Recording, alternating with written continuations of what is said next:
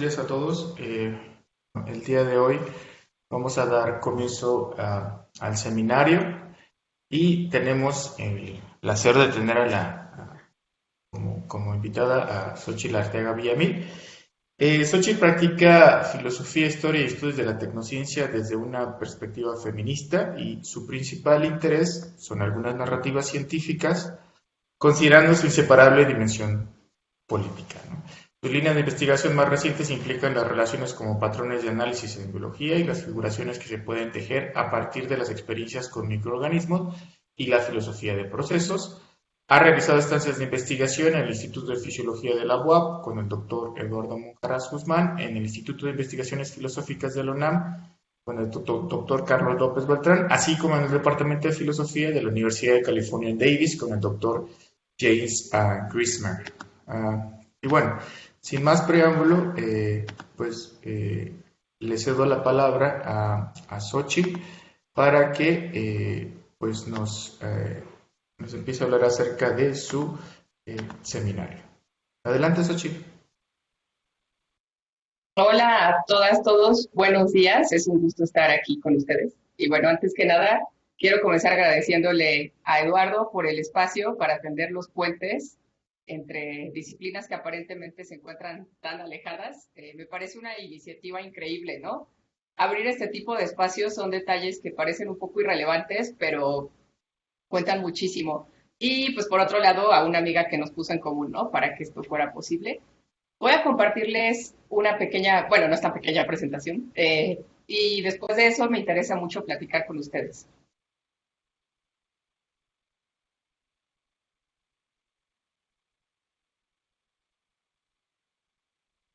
Ya se ve, ¿verdad? Sí, sí, ya lo podemos ver, Xochitl. Muchas gracias. Bueno, pues en el momento que me invitaron a esta dinámica, estaba muy clavada con ciertas partes del trabajo de una filósofa que es Isabel Stengers, de la cual en algún momento les voy a comentar un poco más. Y con base en eso, hay dos libros que todo el tiempo están en el trasfondo de lo que les voy a platicar. El primero es En tiempos de catástrofes y el segundo es Otra ciencia es posible, así enfáticamente con los signos de admiración. Ambos ya se encuentran traducidos por Ediciones Net y son relativamente fáciles de conseguir aquí en México, ¿no? Y justo ella lo que ofrece, entre otras cosas, en esas propuestas son pues claves colectivas para que habitemos estos tiempos de catástrofe. Y pues antes que nada, ¿quién es Isabel, no? Isabel es una filósofa belga, trabaja en la Universidad Libre de Bruselas, sigue activa, ha pensado y colaborado con una diversidad de campos de estudio, tanto académicos como no académicos, desde la química, la filosofía, la historia, la psiquiatría, la medicina, por mencionar algunas. Es una pensadora vigente, audaz y asertiva, cuya obra ofrece pistas muy interesantes para atender puentes entre diferentes saberes respecto a la condición actual de las alianzas tecnocientíficas con el poder y la potencia de hacer más vivibles los mundos que habitamos, para todas y todos los que habitamos la Tierra, ¿no? Tanto humanos como no humanos. A mí me parece una persona y una académica muy valiente y comprometida que siempre está en la mira de tender diálogos entre prácticas aparentemente irrelevantes entre sí, como las ciencias y la filosofía, las ciencias y la historia, así como entre la academia y la brujería. Es una lectora cercana que ha trabajado filosofías no tan populares dentro de toda la jerga filosófica. Ustedes saben que siempre hay tradiciones dentro de las áreas académicas que pesan más que otras, y dentro de esos personajes impopulares que ella ha trabajado mucho es la obra de Alfred North Whitehead. Y aquí me parece relevante mencionar como un chisme interesante, ¿no? Es muy común esta tendencia migratoria de personas que nos formamos en las áreas de ciencias naturales y exactas y terminamos deviniendo en las áreas filosóficas o de humanidades, ¿no? Es el caso de Isabel Stengers, es el caso de Donna Haraway, otra filósofa. Stengers migró de la química a la filosofía, Donna Haraway migró de la biología a la filosofía, Whitehead migró de las matemáticas a la filosofía. Entonces, es algo muchísimo más común de lo que ustedes imaginan a lo largo del siglo XX y ahorita, ¿no? Son disciplinas completamente consolidadas. El recorrido de la charla va a tener 3 momentos. En el primero me gustaría polemizar un poco sobre qué papel pueden jugar ciertas preposiciones en el momento que estamos contando las historias, ¿no? Por contar historias, pues me refiero a una práctica muy general, desde lo más formal hasta lo más cotidiano, ¿no? Las publicaciones están contando una historia, están diciendo una narrativa, ¿no? Entonces, eso implica un pensar con, ¿cuál es la preposición que me interesa ahí? Con, ¿no? Siempre estamos pensando con otras y con otros, ¿no? Se piensa con los instrumentos, se piensa con estudiantes, se piensa con colegas, ¿no? Y estar consciente de esta colectividad va propiciando otro tipo de transformaciones y prácticas académicas, ¿no? Y aquí recupero una herencia de la antropóloga Marilyn Strathern, que es la idea y el juego de palabras de importa con qué ideas pensamos otras ideas. Este es un juego de palabras que se ha ido pasando entre estas autoras que forman una misma constelación. Marilyn Strathern, Donna Haraway, Isabel Stengers, Vinciane Desprez, que son filósofas muy entrañables para mí. Yo quisiera poder hablarles de todas, pero bueno, elegí hablarles de Stengers en particular en este momento, y sobre todo por lo que estamos transitando desde hace aproximadamente 2 años, ¿no? El segundo momento implica qué onda con los conceptos, ¿no? En la presentación yo les comenté los conceptos de ralentizar y prestar atención sobre todo, ¿no? ¿Qué onda? ¿Qué implica ralentizar? Y ralentizar va vinculado con prestar atención y con una práctica de autocrítica sobre las cosas que estamos haciendo en nuestras chambas académicas. Y también tiene que ver un poco con la misión social de la filosofía, ¿no? Que parece que no la tendría, aparentemente, pero pues la gente que nos dedicamos a la filosofía estamos talacheando constantemente la creación creativa y salvaje de conceptos y pensamientos, y esto de la creación creativa y salvaje es una herencia de otros 2 filósofos que recupera Isabel Stengers. El primero ya se los mencioné, es Whitehead, y el segundo es Deleuze. Deleuze fue lector de Whitehead, Stengers fue muy lectora de Deleuze y Whitehead, y ahora yo intento ser una heredera digna de la filosofía de todas estas personas, ¿no? Y voy cerrando este recorrido con otro concepto que es problematizar. Más que buscar dar respuestas a la complejidad del mundo, más que buscar tener la razón, a mí me interesa problematizar, ¿no? Y les voy a contar de qué va esta cuestión de problematizar. Pensar con, ¿no? Importa con qué ideas pensamos otras ideas y estar consciente de todo ese enredo de ideas. Lo que les estoy contando aquí no solo es el pensamiento unívoco exclusivo de Isabel Stengers, ¿no? Sino de cómo ella se ha ido enredando con otras autoras y autores, ¿no? No trabajo a todas esas autoras y autores, pero he deseado en los últimos años con ver cómo se enreda al menos con esas personas que les voy a mencionar, ¿no? Que todas son personas contemporáneas, todas están vivas, ¿no? Y bueno, la única persona muerta con la que yo he deseado en este trabajo es Whitehead, ¿no? Donna Haraway, que es otra filósofa, Vinciane Desprez, Anna Tsing, Bernadette Banson-Pansan, Starhawk, Bruno Latour, Didier Debes, Emily Ash, ¿no? No, esto implica el pensar con, ¿no? Siempre que estamos haciendo alusión a una persona, está presente la constelación de los pensamientos de un colectivo que hacen posible eso, ¿no? Nunca pensamos en solitario ni de manera individual, en ninguna disciplina ni bajo ninguna circunstancia. Y justo eso implica prestar atención a detalles de nuestra cotidianidad que nos pueden ir ayudando a replantear otro tipo de práctica. Las artes de prestar atención dependen de la escucha atenta y el compromiso con prácticas que no conocemos.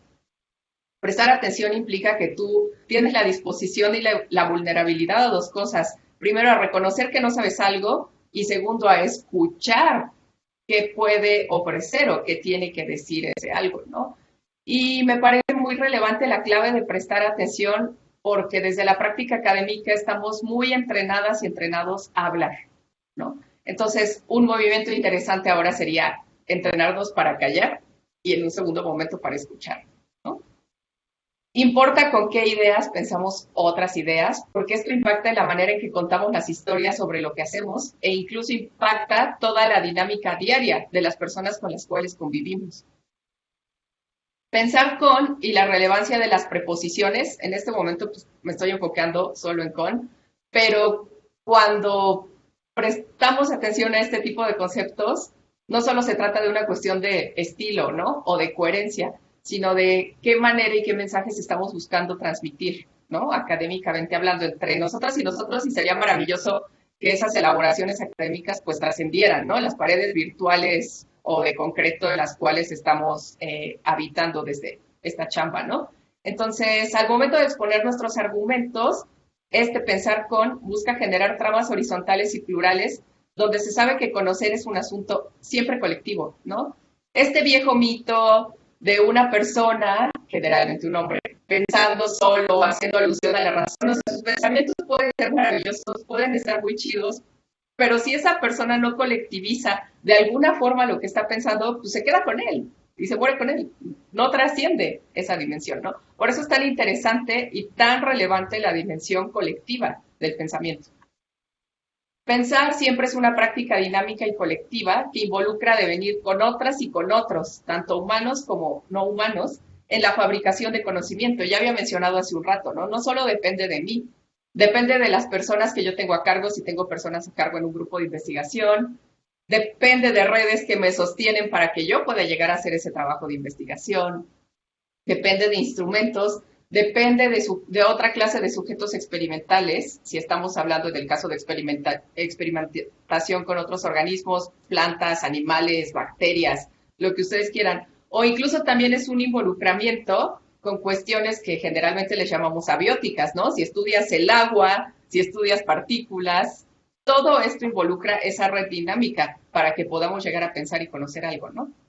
Y esto va de la mano con una pregunta que aparentemente no es epistemológica, no es del orden de la teoría del conocimiento, pero que es fundamental para que todas y todos podamos hacer este trabajo de conocer independientemente del área, ¿no? Primero es hacer consciente que dentro de este pensar con y de devenir con otras y con otros, humanos y no humanos, siempre hay redes que nos sostienen a todos los niveles y desde distintos ángulos, ¿no? Y es muy importante preguntarnos de manera constante quiénes son las redes que nos sostienen y quiénes son las redes que nos cuidan, porque toda esta cuestión del cuidado, pues eso daría para cursos enteros y también para publicaciones enteras. Sin embargo, implica esta colectividad del estar con otras personas y con otros seres, ¿no? Porque hacerse consciente de dichas redes y de dichas tramas a distintos niveles, vamos a ejemplificar algo, ¿no? Pues si las personas no tenemos auto, nos movemos en transporte público, ¿no? Ese es un tipo de trama que nos ayuda a movilizarnos en las cuestiones de ciudad.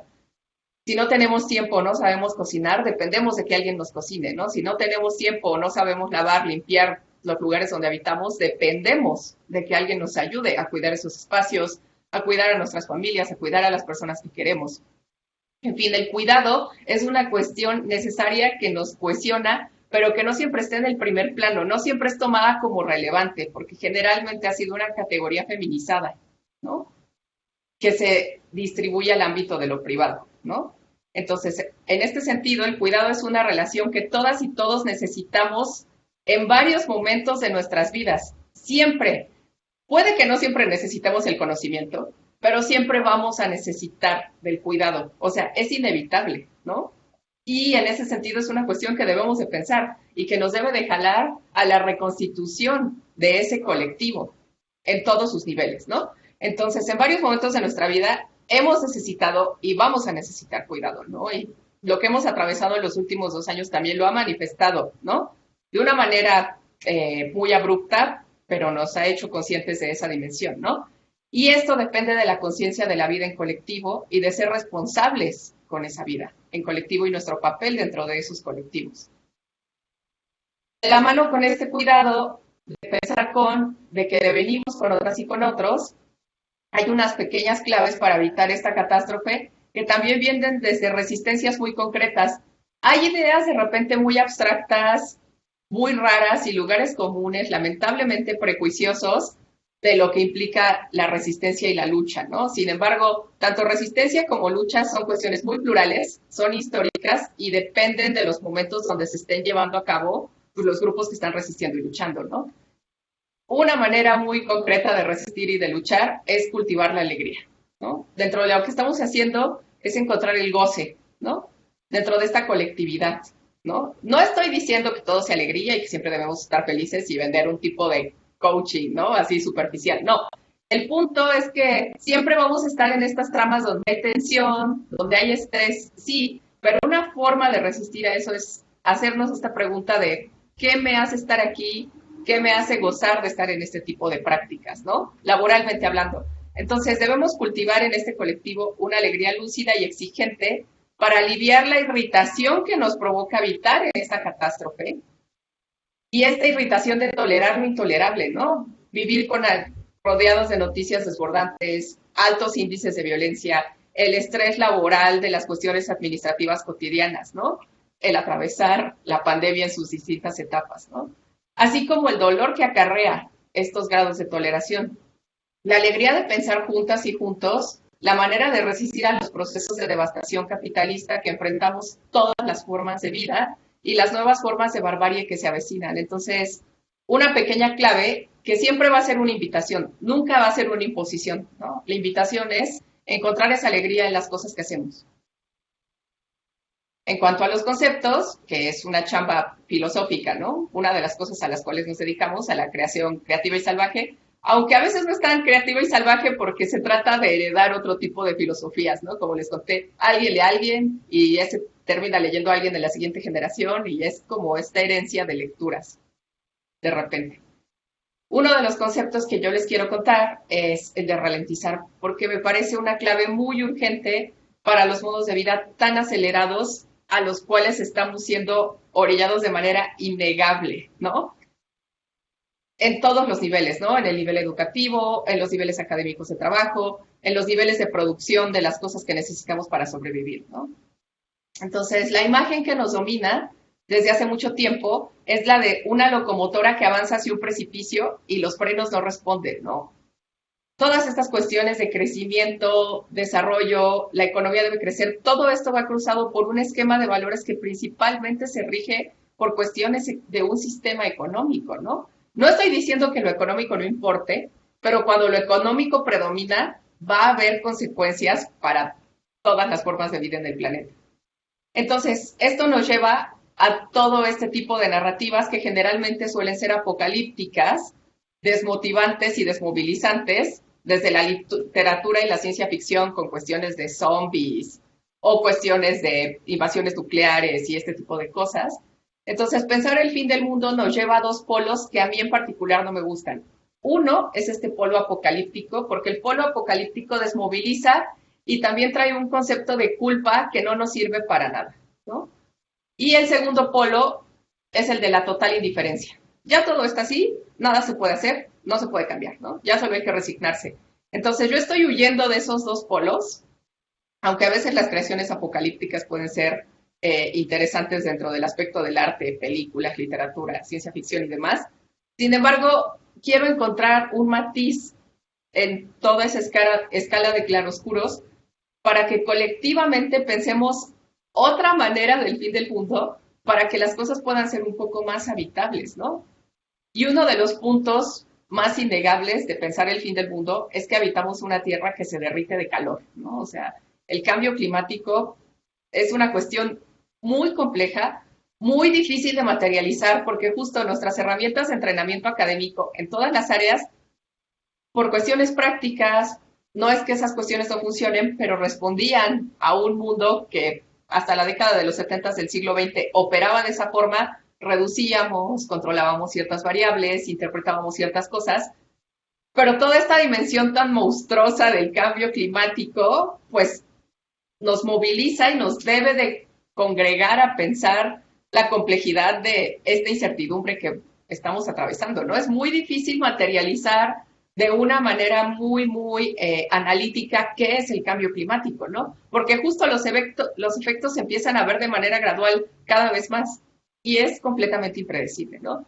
Pero de las pistas que se tienen respecto a qué es el cambio climático, para caracterizarlo, no para definirlo de una vez y para siempre, pues es que va vinculado justo con estos modos de producción económica extractivista, ¿no? Que lo único que buscan es la acumulación de capital.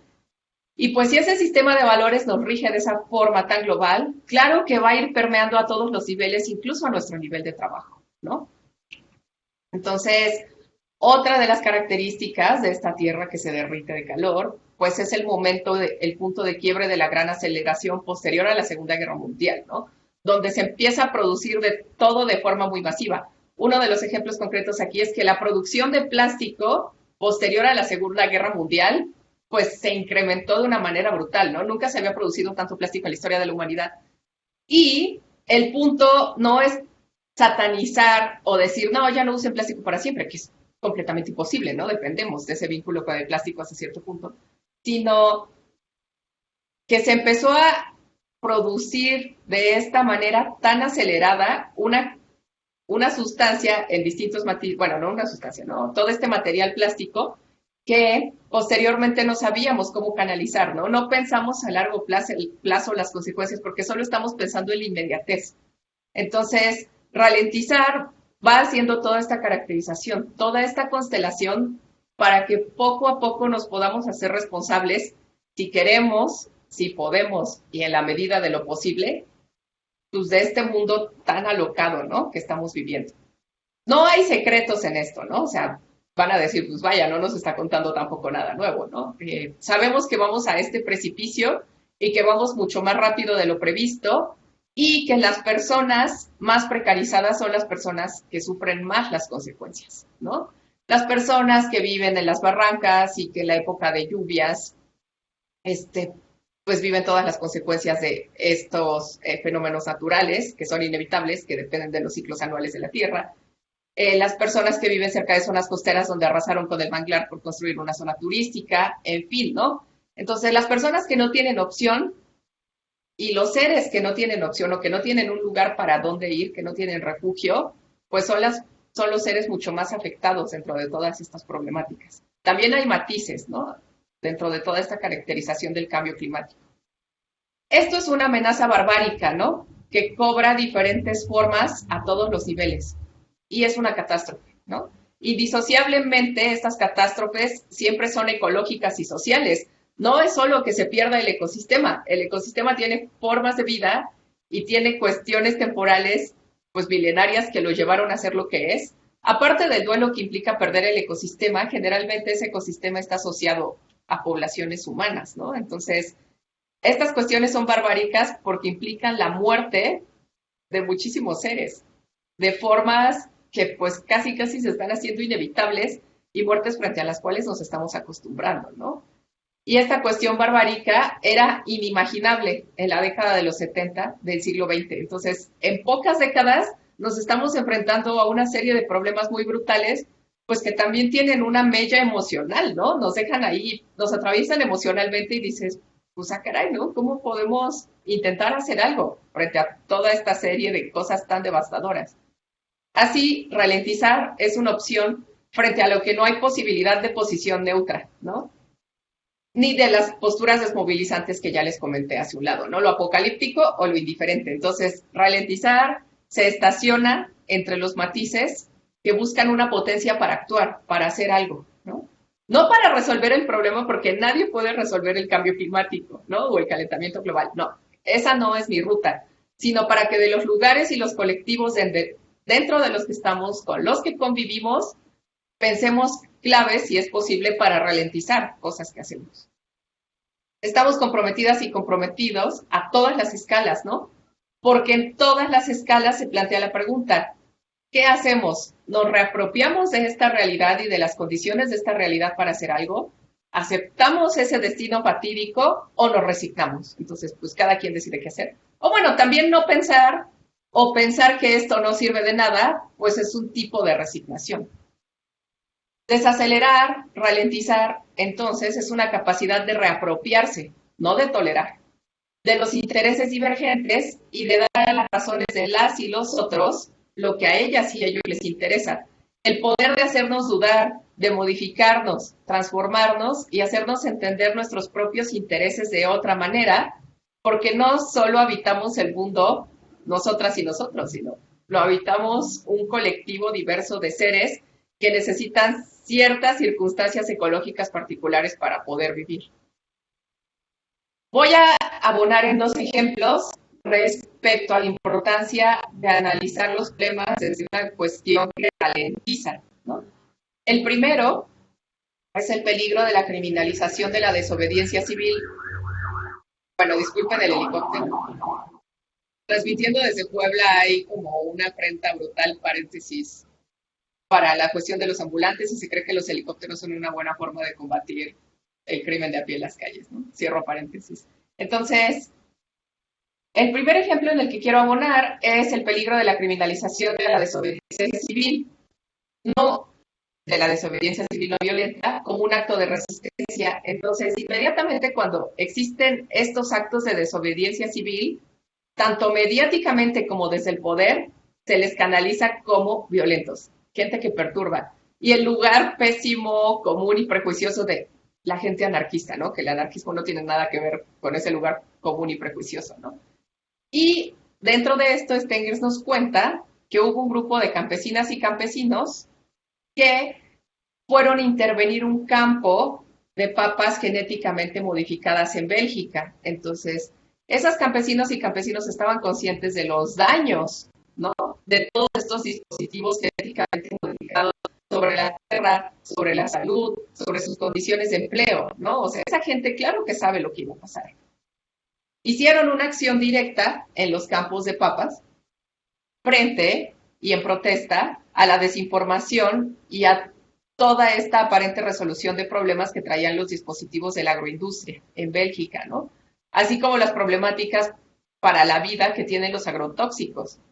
Desde Bélgica hasta Campeche encontramos este tipo de acciones directas, encontramos este tipo de protestas y pues, ¿cuál fue el resultado? Que se criminalizó a esas vecinas en su momento y se les habían imputado así, pero cargos completamente alucinantes, ¿no? Como si realmente estas personas que resisten por defender la vida y el territorio fueran criminales, cuando el criminal es el capital que matando y arrasando con la vida de los territorios se está enriqueciendo, ¿no? Entonces, este tipo de cosas, claro que son polémicas, movilizan un conjunto de cuestiones, pero en el momento que estamos contando historias hay varias voces y experiencias que deben enriquecer a esa historia que contamos. No solo hay una voz, ¿no? Hay muchas voces que están efervescentes para contar esa historia. Entonces, esta es la nota de lo que les acabo de contar. Hicieron la acción directa y pues les fue como en feria, ¿no?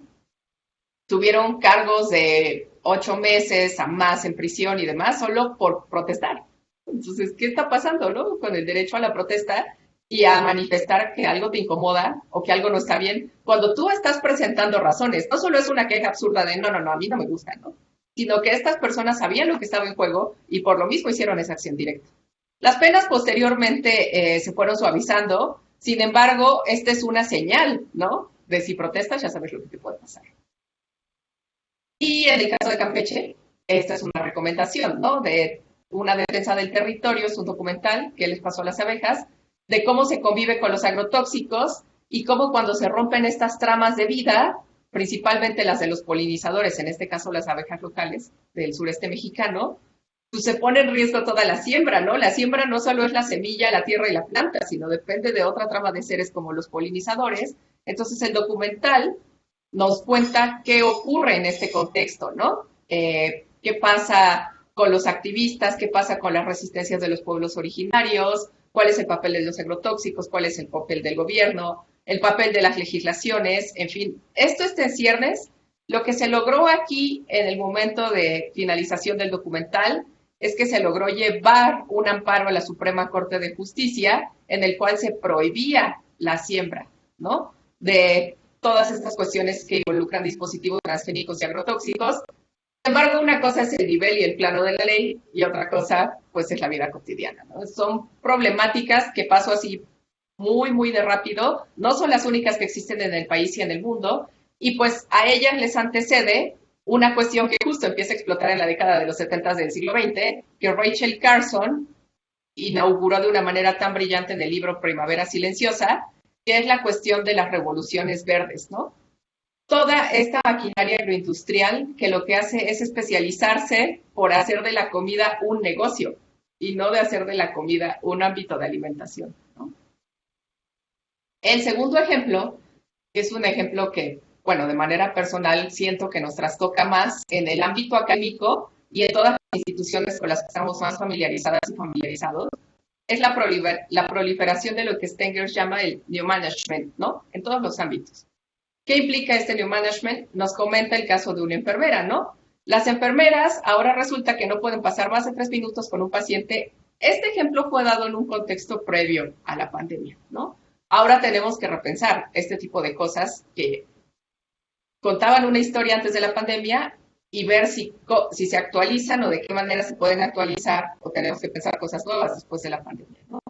Entonces, las enfermeras tienen cronometrado el tiempo que deben de pasar con un paciente que las necesita, porque todos sus actos deben de quedar registrados, ¿no? Todo es bitácoras, papeleo, administración brutal. Entonces, aparte de que esta gente está llevando a cabo la chamba que debe hacer, todavía tiene una doble carga laboral dentro de sus mismos empleos, cubriendo los planos administrativos. Esto es algo que bien sabemos todas las personas que también ocurre en la academia, ¿no? Planeaciones, convocar, en fin, ¿no? O sea, no les estoy contando nada que sepan, ¿no? Y todo esto implica una cuestión de evaluaciones sistemáticas que no son pertinentes para las que consideramos el sentido de nuestras prácticas, pero que son necesarias para que conservemos nuestras chambas, ¿no? O sea, nos destruyen, nos agotan y nos instalan en una desesperación que abona la incapacidad de hacer las cosas que nos conciernen, ¿no? Porque por lo menos en la chamba tienes 2 dimensiones laborales. Y si llegas a tu casa y tienes que limpiar, tienes que cocinar, tienes que cuidar hijas, hijos, tienes que cuidar a una persona que depende de ti, pues la carga laboral se le van sumando todavía más capas, ¿no? Estos ejemplos que yo les acabo de mostrar son una manera de problematizar, de esquematizar algo que nos está conmoviendo, que nos llama la atención, que nos concierne, que nos convoca, y en el momento que lo problematizamos, lo intentamos caracterizar de la mejor manera posible. No para responder, sino para intentar comprenderlo de alguna forma, ¿no? En el momento que nos comprometemos con esta caracterización lo más integral posible, van surgiendo ciertas pistas, ¿no? Ah, claro, no vi por acá. Ah, claro, pues es que aquí pues estoy agotadísima por esto, ¿no? Entonces, problematizar no busca ofrecer respuestas, sino este tipo de acercamientos para situarnos en el presente que habitamos. Sentimos frustración y desorientación para actuar frente a las amenazas y estamos peor preparadas y preparados que nunca en la historia de la humanidad para hacer frente y responder a las incertidumbres del siglo XXI. Así, problematizar implica este arte de plantear los problemas de una forma más integral posible para así situarnos y comprender lo que estamos caracterizando. Esta propuesta no apela a narraciones heroicas que atrapan la abstracción de una verdad ni la falsa esperanza de resolver problemáticas complejas desde una sola disciplina académica. Necesitamos pensar con otros dentro, fuera de la academia, ¿no? Necesitamos tumbar toda esta serie de prejuicios que nos invaden, ¿no? Adultocentrismo, no, lo que dicen mis estudiantes no vale, ¿no? Lo que dicen personas que no son de mi área no valen, ¿no? Lo que dicen las humanidades, pues como no es tan difícil porque leerlo puede hacer cualquier persona, pues no vale, ¿no? Porque nosotros hacemos cosas muy complicadas material y dispositivamente hablando, desde ciencias naturales exactas, ¿no? Entonces, lo que buscamos es congregar, pensar con en una pluralidad, porque es la única manera de intentar transitar estas problemáticas lo mejor posible. Se trata de quedarnos con los problemas. Esto es un juego de palabras y una invitación que hace Donna Haraway en su libro de 2016. Habitar el presente en su espesor y heterogeneidad, de pensar juntas y juntos y de crear espacios donde razones, sentires, miedos e intereses divergentes o aparentemente divergentes entren en comunicación.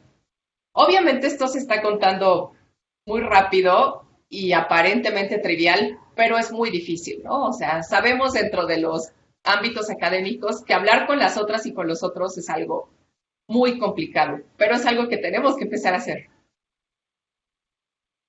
Entonces, problematizar y ralentizar implica reapropiarme de mis razones de filósofa para poder hablar con una enfermera, con personas de otras academias, con personas no académicas, que se reapropia al mismo tiempo de sus propias razones. Es decir, es un ejercicio de autocrítica, es tomarse el tiempo de, ¿qué estoy haciendo? ¿Qué está pasando? ¿Estoy cómoda? ¿No estoy cómoda? ¿Sí? ¿No? ¿Por qué? que también al mismo tiempo son caracterizaciones, son epistemológicamente irrelevantes, ¿no? Así de, ¿tú qué haces perdiendo el tiempo en eso? ¿Por qué no estás contenta con esto? ¿No? Entonces, estos puntos de autocrítica implican bajar el ritmo de las dinámicas laborales que traemos para ver qué está pasando. Si se quiere y si se puede, ¿no? Obviamente, problematizar y ralentizar toma su tiempo, ¿no? Reapropiarse de las razones que tenemos, a ver, ¿por qué estoy haciendo esto? Esto me hace sentir bien, me gustaría hacer un viraje de este programa de investigación hacia otro, se puede, ¿no?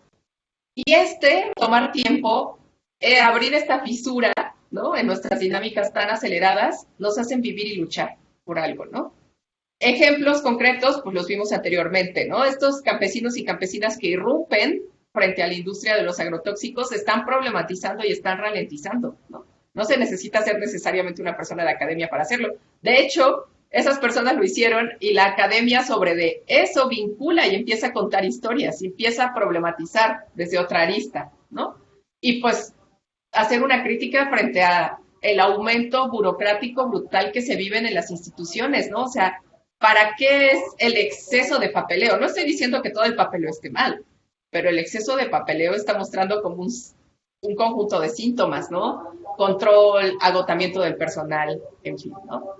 Y otros ejemplos con los cuales ustedes también estén familiarizados, pues son el de la comida lenta, que implica todo este movimiento de comer lento, ¿no? Saber el proceso de producción de lo que se come, quién está sembrando lo que yo me como, quién lo lleva hasta mi mesa, dónde lo compro, es decir, hacer de nuestros actos una conciencia política.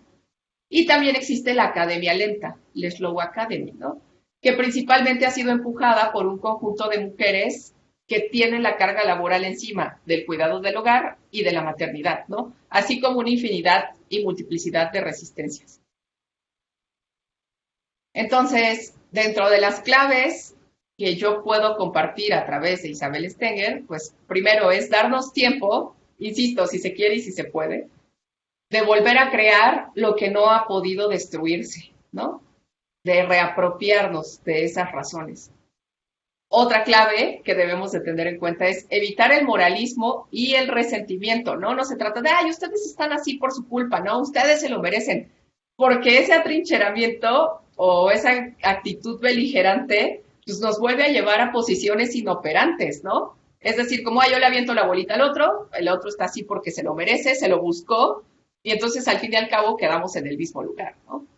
También debemos evitar idealizar y romantizar la diversidad y complejidad de las luchas y resistencias, porque son muchas, son múltiples, siempre hay tensiones, siempre hay contradicciones, porque pues, la condición humana no es coherente. Que podamos llegar a ciertas escalas de coherencia, sí, pero la condición humana pues, es contingente, somos incoherentes, ¿no? Entonces, en ese sentido, sobre esa base no podemos idealizar y romantizar pues, todas las tensiones que también surgen en las luchas. Que a veces a las luchas y resistencias les exigimos eso, ¿no? Ay, es que las feministas deben de ser coherentes en esto. O ay, es que no sé qué. Bueno, primero, ¿qué está haciendo cada quien para creerse con el valor de emitir ese juicio? Y segundo, pues, insisto, la condición humana no es coherente, ¿no? No hay respuestas todoterreno. No hay una narrativa de salvación que diga, ya, con esto se va a solucionar el calentamiento global. Que es justo lo que intentó vender la Revolución Verde con esta cuestión de la agroindustria. Fue la retórica mágica, ¿no? Con esto vamos a salvar del hambre al mundo. El hambre sigue ahí porque el hambre es una situación muy compleja, ¿no?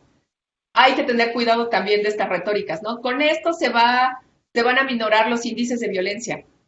O sea, son cuestiones tan complejas que necesita un colectivo muy activo y comprometido, que obviamente necesita recursos para solucionar esas problemáticas poco a poco, ¿no? O sea, no vamos a ir al ritmo tan acelerado que se necesita para ir frenando ese tren, entonces no podemos ofrecer respuestas todoterreno porque no es ético, ¿no? Solo tenemos prácticas situadas y problematizaciones concretas. Es lo único que podemos ofrecer. Y claro, si en algún momento tú te cansas de estar en este viraje, pues tienes todo el derecho para descansar.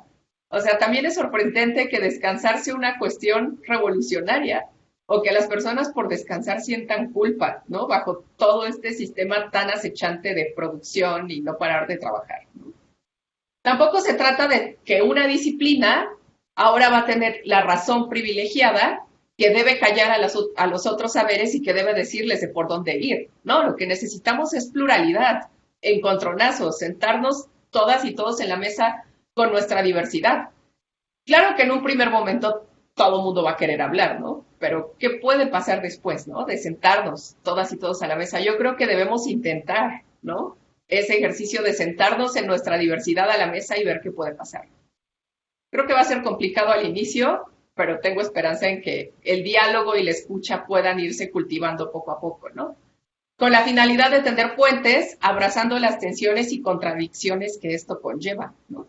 Porque pues hemos sido entrenados con que nos gusta tener la razón, nos gusta hablar, nos gusta tener foros y demás, y eso no está mal, pero también hay otras herramientas que pueden abonar a la cuestión epistemológica, a la cuestión del conocimiento, ¿no? Entonces, todas estas claves que les he mostrado para pensar y para evitar la catástrofe, nos dicen que la ralentización permite reapropiarse de nuestra capacidad de pensar, ¿no? Desde todas las disciplinas, y también nos da una semilla de esperanza de que otras cosas son posibles, y ese es un juego de este libro de Stengers que les mencioné. Otra ciencia es posible. Las personas que tenemos juicios, que de repente tenemos críticas hacia la práctica académica, no odiamos la academia, porque también somos personas de academia. Entonces, criticar no es lo mismo que odiar algo, ¿no? Criticar es una cuestión muy distinta de odiar, ¿no? Entonces, o de desechar. Lo que creemos es que otras cosas son posibles reapropiándonos de nuestros entrenamientos, ¿no? Esto implica, pues, cuestiones que epistemológicamente nunca han sido relevantes, ¿no? Vulnerarnos, o sea, vulnerarnos es una cuestión, pues, muy complicada, ¿no? Y que a veces depende del carácter de cada quien. Vulnerarse a lo que no sabes, vulnerarse a lo que tienes que aprender, vulnerarte a las colaboraciones, ¿no? Reconocer que siempre pensamos juntas y juntos, prestar atención, tener en mente la escucha atenta, responsabilizarnos de lo que estamos haciendo, comprometernos con lo que estamos haciendo. Ralentizar la academia es poner en cuestión toda esta fábrica de estudiantes, investigadoras e investigadores, junto con sus disciplinas, en el sentido casi religioso de resistir a la tentación que podría desviarles e interesarles por el mundo, y ya no solo por el avance de sus conocimientos. Entonces, ralentizar es reencantar el mundo, es volvernos a interesarnos por ese mundo que nos sostiene, del cual formamos parte. No hay ninguna realidad separada de nosotros. Construimos la realidad, somos parte de la realidad. Preocuparse y conmoverse por los numerosos mecanismos que causan, por ejemplo, el hambre, la guerra, el ecocidio, feminicidios, refugiadas, refugiados, etcétera, en el mundo, sería dejarse seducir, desviarse y traicionar el supuesto avance y progreso de la civilización, pero también sería empezar a abonar colectivamente por un mundo más vivible para todas y todos. Paramos, pensamos y se produce un acuerdo sobre cómo la situación que nos convoca puede ser comprendida. Así, escuchándonos atentamente sobre nuestras experiencias del mundo, vamos entendiendo qué ocurre para situaciones específicas y nunca como imposiciones generales. No somos independientes de nuestro entorno, un entorno que hasta ahora nos tiene bastante averiadas y averiados, ¿no? Para futuros más vivibles necesitaremos inteligencia y empatía académica. Fabricar con las y los otros sabiendo que se está contribuyendo, pero no definiendo, a la aproximación de múltiples problemáticas. Y termino con esta pregunta de Isabel Stengers, que nos invita a cómo pensar y enseñar delante de las y los que nacieron en este siglo y que comenzarán a vivir cosas que ni siquiera podemos imaginar. Y bueno, pues será un gusto para mí escucharles y pues empezar el diálogo y la escucha atenta, ¿no? Poner en práctica aquí los choros que les acabo de decir. Muchas gracias, Xochitl, por tu seminario. Muy interesante, muchas cosas para recapacitar, pensar, como mencionaba, ¿no? Ralentizar, tomarnos ese tiempo y poder plantearte las preguntas adecuadas. Se abre la dinámica de las preguntas o comentarios.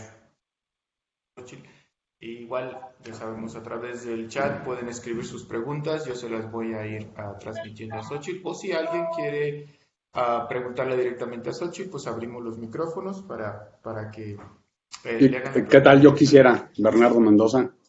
Adelante, Bernardo, adelante. ¿Sí me escuchan bien? Sí, sí, sí, te escuchamos. Gracias, por la plática. Oye, yo nada más tengo tendría muchísimas preguntas, ¿verdad? Pero no hay tiempo para poderlas desahogar todas. No me quedó claro si a lo largo de tu plática mencionaste algo muy importante en todos estos problemas humanos, que se llama la explosión demográfica y el no controlarla. No sé, eso para mí juega un papel fundamental en todos estos problemas. Y creo que ese es algo que ningún país, bueno, pocos países y pocas sociedades están atendiendo de forma, con la responsabilidad que se debe, ¿no? O sea, prácticamente, como están las cosas, tal vez tener un hijo por pareja sería lo más saludable.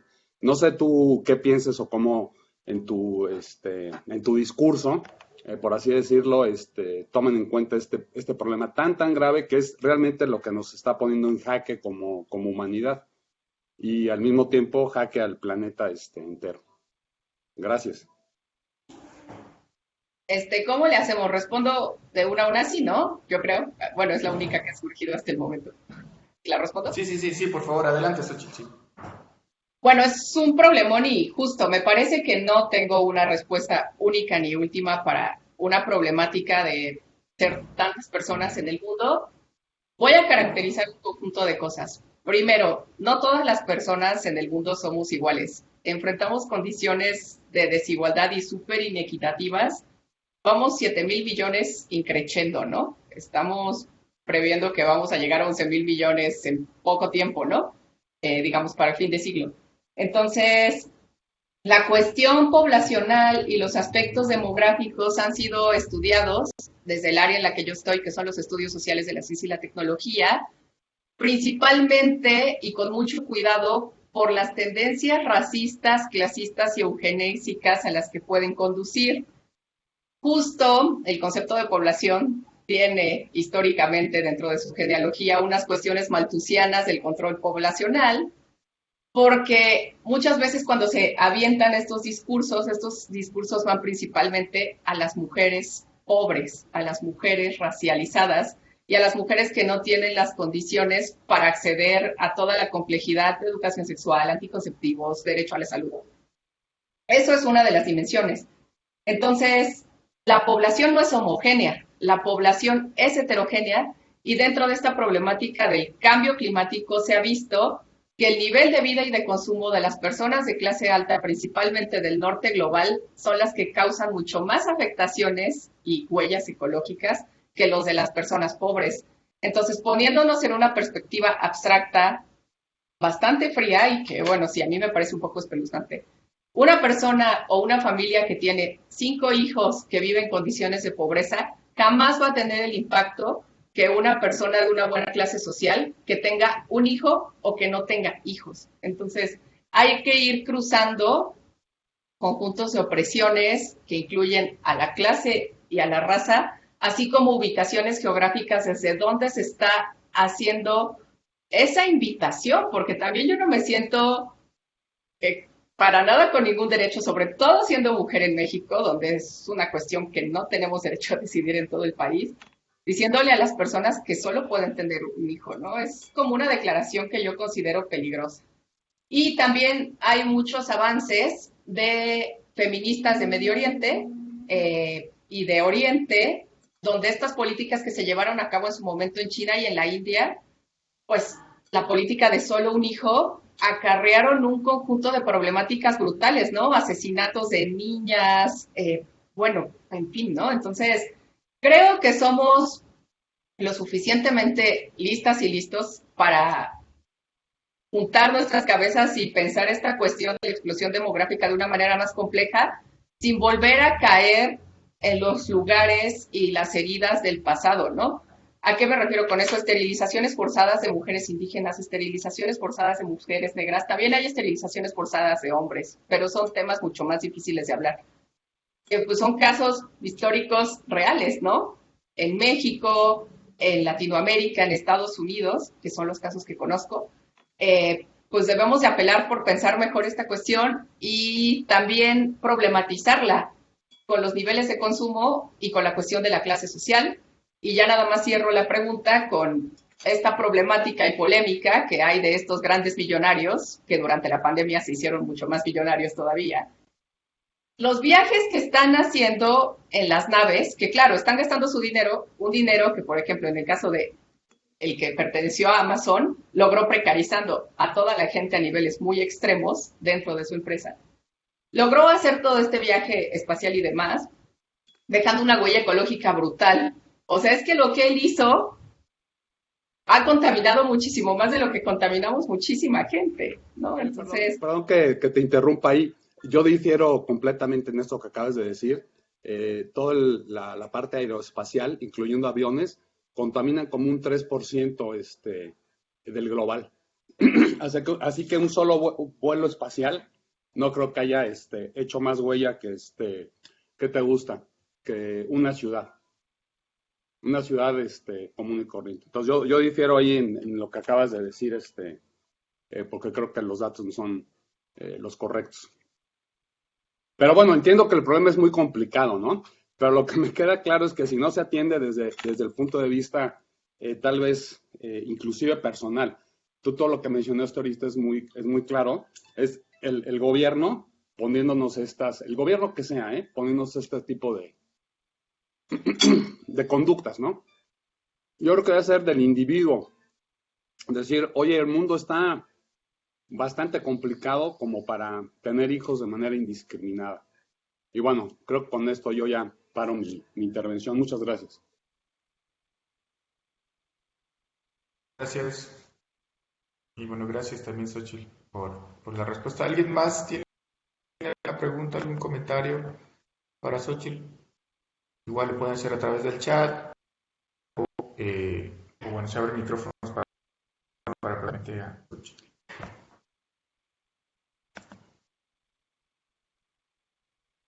Bueno, si me permites, yo quisiera hacerte como una pregunta o más que nada para tu opinión también al respecto de estas claves que mencionaste durante tu presentación del seminario, Xochitl. Viviendo en las circunstancias que estamos viviendo en la actualidad, ¿no? El escenario de la pandemia, de la contingencia sanitaria, las cuestiones estas de la o de la manera en cómo nosotros podemos evitar este caos que se ha vuelto todavía un poquito más caótico, ¿no? ¿Qué podrías comentarnos acerca de esto que nos acabas de mencionar, pero aplicado un poquito a las cuestiones estas de la contingencia sanitaria? ¿Podrías concretarme un poco más? ¿Sería cómo ralentizar en la contingencia o cómo... ¿Podrías esquematizarme un poco Sí, más? o sea, ya ves que de momento veníamos como un spin, como sociedad, como mundo, como académicos, como estudiantes, como sociedad, y de repente, en un cierto momento, todo se tuvo que detener ¿no? Bajar la velocidad, imagínate, en un ejemplo coloquial, de 100 kilómetros por hora a 10 kilómetros por hora, por ejemplo, ¿no? Imagino que pues, hubieran como muchas repercusiones. Sí, me parece que esta manera abrupta en la cual se tuvieron que bajar distintos ritmos, pues afectó un montonal de cosas, ¿no? Principalmente fueron las cadenas de producción y de abastos pues, de un montón de lugares, principalmente las ciudades, que somos modos de vida que dependemos, pues, de donde se siembra la comida y de donde se fabrican las cosas, que no están en el centro de las ciudades, por decirlo así. Y pues es un problema que tenemos que pensar, ¿no? Porque los ciclos están tan estructurados que cuando mandaron el decreto de todo el mundo a su casa, es lo mismo, ¿no? No todo el mundo está en las mismas condiciones de igualdad y no todo el mundo se fue a su casa, ¿no? En el inicio de la pandemia, justo al final del gobierno de Trump, mágicamente el discurso racista y xenófobo que había manejado para llegar al poder se terminó transformando en, sí, las campesinas y campesinos migrantes son trabajadores esenciales, ¿no? O sea, ¿quién ahí fue esencial y no? Mágicamente, ¿bajo qué discurso se transformó en esencial?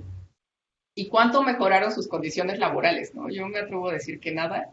Honestamente, en ese momento pandémico yo tuve como 5 segundos de ingenuidad y dije, no, las cosas tal vez puedan cambiar, nos vamos a dar cuenta que estamos bien acelerados, sin ningún sentido, y pues tal vez algo pase, ¿no?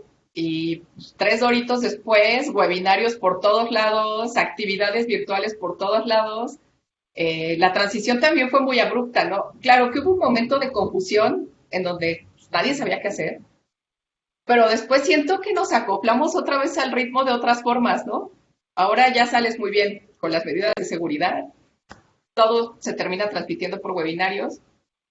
Siento que no desaceleramos nada por ese lado y no hubo tiempo como para pensar las cosas, ni también cómo se fueron agudizando todas estas condiciones de desigualdad, porque mucha gente perdió sus empleos, mucha gente no tiene acceso a la virtualidad a la cual fueron migrando la mayor parte de las cuestiones educativas.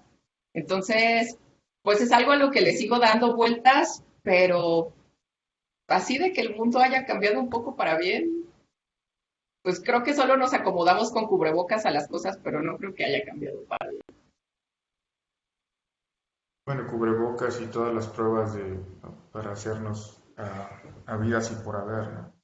Etcétera, etcétera. Bueno, ¿alguien más tenga una pregunta para Xochitl? Y, pues, igualmente los invito, ya pueden escribirla en el chat o bien pueden hacérsela directamente a Xochitl. ¿Alguien más que quisiera hacer alguna pregunta, algún comentario?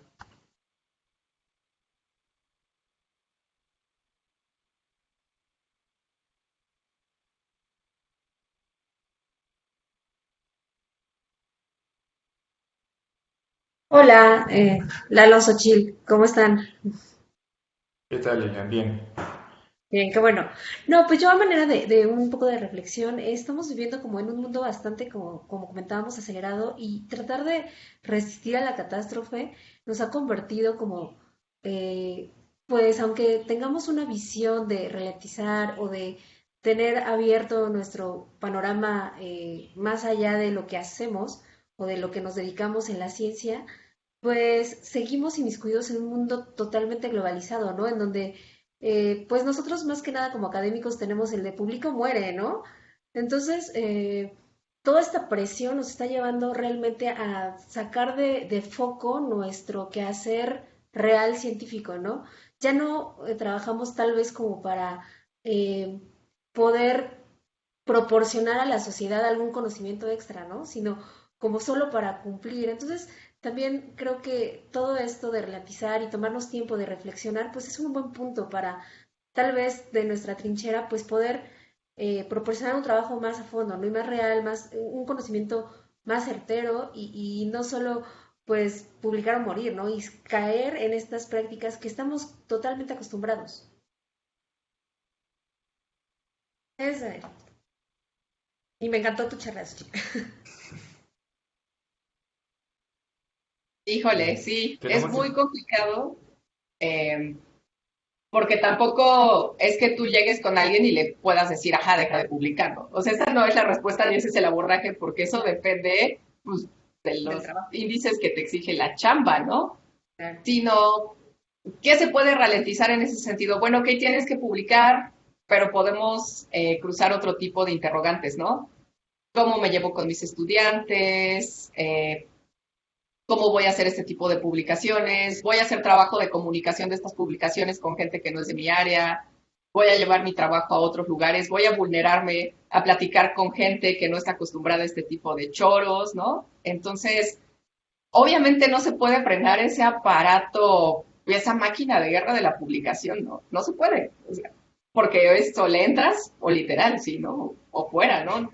No das el ancho, ¿no? No puedes soportar este nivel de presión. Yo creo que paralelamente a cuestionar esas cuestiones tan sintomáticas que nos conducen a niveles de vida, pues, o sea, terribles, podemos cruzarlos con otro tipo de cuestiones, ¿no? Porque como les dije, ojalá hubiera una solución mágica, pero no la hay, ¿no? O la respuesta heroica para algo, pero tampoco la hay. Y pues también estás atorada porque dependes de esas cosas, porque de eso viene tu ingreso, ¿no? De eso vives, ¿no?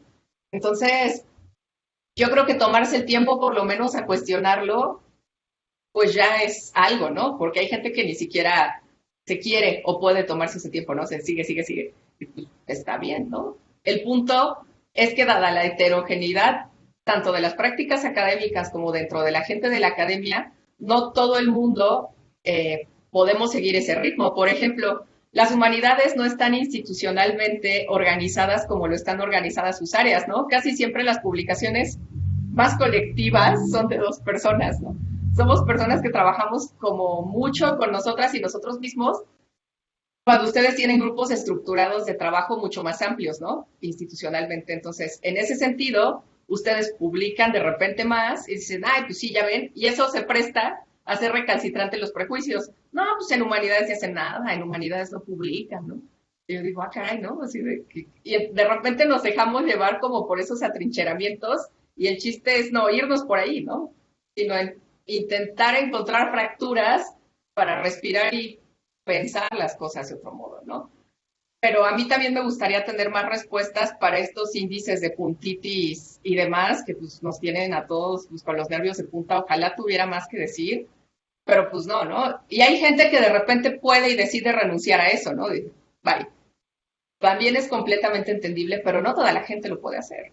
Entonces, justo concentrarnos en esa heterogeneidad de las personas y pues cruzarlo con otro tipo de palabras. Bueno, no puedo ralentizar eso, pero ¿cómo podría ser esto más colectivo, no? ¿Cómo podría ser esto más vinculado con la sociedad? Gracias, Xochitl. Claro. Bueno, entendemos Gracias. que ya tienes el tiempo limitado. Por ahí hay 2 preguntitas más. Si quieres te las leo y nos las llevamos de tarea. O si tienes un poquito de tiempo No, si para quieres sí las explicarlas. respondo y podemos Vale. cerrar con ellas. O sea, también para Vale, no vale. dejarlas ahí colgando. La primera pregunta de Paola, primero dice que le pareció muy interesante la frase donde se menciona el cultivar una alegría lúcida para sobrellevar todas esas catástrofes. Y ahora viene la pregunta, dice, pero ¿cómo podría aplicarse en este periodo donde la depresión, ansiedad y estrés se han vuelto otra pandemia? Y la segunda es Híjole. de María Catalina Vega. Buenos días, muchas gracias por tu excelente presentación. ¿Qué piensas sobre las marchas feministas? ¿Crees que sea un factor de cambio?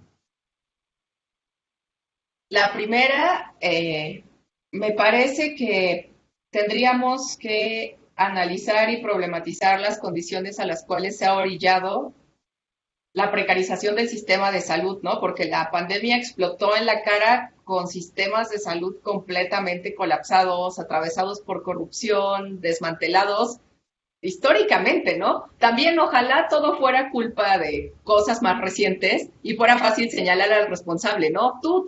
O sea, esta es una cuestión que enreda un montón de personajes y de cuestiones a través de la historia. Estoy hablando para el caso del país, ¿no? Porque los sistemas de salud son particulares de repente en cada lugar.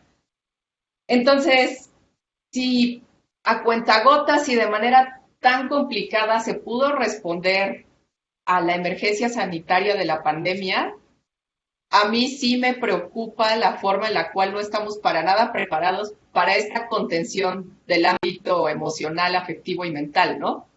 Porque el sistema de salud a duras penas sobrevive con la cuestión física, que lo físico no está separado de lo mental, pero analíticamente así se maneja, ¿no?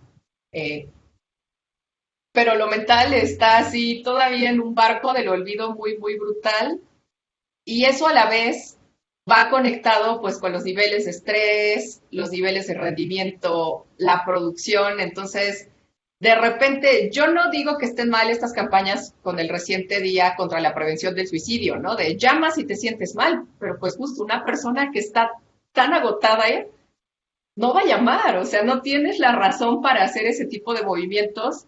Justo hay que problematizar qué lleva a la mayoría a agotarse tanto, ¿no? O sea, me quedé sin trabajo, tengo que darle de comer a mi familia. O sea, son un conjunto de cosas. Entonces, tampoco la alegría es como esa píldora mágica, ¿no? O sea, lamentablemente hay gente que tampoco se puede permitir esa alegría, pero si de repente podemos cultivarla un poco, pues hay que intentar rasguñarla en la medida de lo posible. Yo sé que las condiciones son muy adversas, ¿no? O sea, son devastadoras, tenemos también un burnout de estar viendo las noticias y aunque no las quieras ver, algo te llega, ¿no? Porque estamos muy inmiscuidas en lo mediático, o sea, algo de repente te llega. Entonces, hay que encontrar un poco para rascarle esa alegría, ¿no? Si no tienes problemas de sueño, pues intentar dormir bien.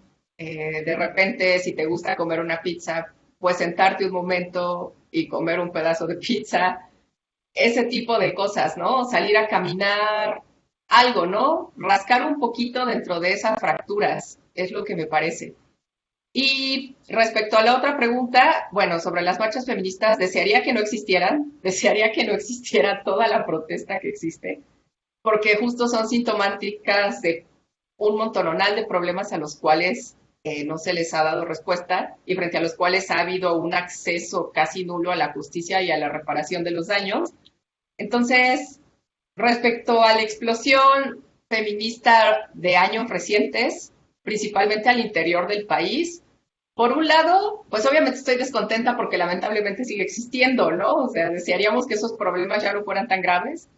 Pero por otro lado estoy contenta por cómo están heredando la batuta las generaciones más jóvenes, ¿no? Cuando yo iba a la secundaria, prepa, incluso a la universidad, pues eso era imposible en Puebla, ¿no? Imposible. Entonces ver que las chicas se están preocupando, se están movilizando, que hay un vínculo intergeneracional entre feministas de la tercera edad, feministas adultas, feministas jóvenes, pues yo creo que es un buen síntoma, ¿no? Tampoco es una solución perfecta. Obviamente hay mucho adultocentrismo, ¿no? De, ay, las jóvenes no saben cómo hacer. Pues, no, nosotras tampoco de repente tenemos idea de cómo hacer cosas, ¿no? Pero no sé necesariamente si sea un factor de cambio. Me parece que más que nada es un momento de alegría, sí, porque mucha gente de repente va a bailar, se la pasa bien, va a gritonear, como que se desfoga un poco en las marchas, pero también es un momento de duelo, ¿no? Muchos contingentes dentro de las marchas son de familiares desaparecidos y víctimas de feminicidio. Entonces, un factor de cambio concreto puede ser, desearía que no existiera, pero dentro de la resistencia y luchas de las mujeres, tanto feministas como no, que no solo las feministas luchan, no tienes que ser feminista para luchar siendo mujer. Creo que sí hay pequeños factores de cambio, ¿no? Hay más resistencia y presión social para que se tipifiquen las cosas como feminicidio, hay luchas para enfrentar el acoso y la violencia sexual en las instituciones, todo es muy a cuentagotas, ¿no? Muy, muy a cuentagotas. Porque pues otra charla sería del sistema patriarcal y los cruces estructurales, ¿no? Pero sí creo que gradualmente y a cuentagotas hay un factor de cambio, pero lamentablemente siempre que hay un cambio, como dice Rita Laura Segato, pues la gente que está en el poder y en el status quo no va a querer cambiar. A esa gente le gusta el mundo como está. Entonces va a haber una resistencia siempre de la gente que está en el poder a no aceptar ese cambio. Y en el momento que hay esa resistencia de la gente en el poder, pues hay eventos de violencia, ¿no? Criminalización de la lucha, encarcelamiento de activistas y pues, en fin, ¿no? Eso es lo que podría decir al respecto, pero sí creo que la lucha y resistencia de las activistas feministas es un factor de cambio. Obviamente no es perfecta, hay muchas contradicciones, tensiones y demás, y responde a las necesidades locales, pues, de cada lugar en el país, ¿no? Yo espero que sí sea un factor de cambio por la seguridad de eventualmente todas y todos, no solo de nosotras, porque si mejoran las condiciones para nosotras, mejoran eventualmente para todo el mundo. Y pues eso es lo que podría decir al respecto. Vale, muchísimas gracias, Xochitl, por el seminario muy interesante. Y bueno, te agradecemos otra vez que hayas accedido a impartirnos este seminario. Muchísimas gracias, Xochitl. No, pues muchas gracias a ustedes por tender los puentes. Que estén muy bien. Gracias igualmente a todos. Buen fin de semana. Hasta luego.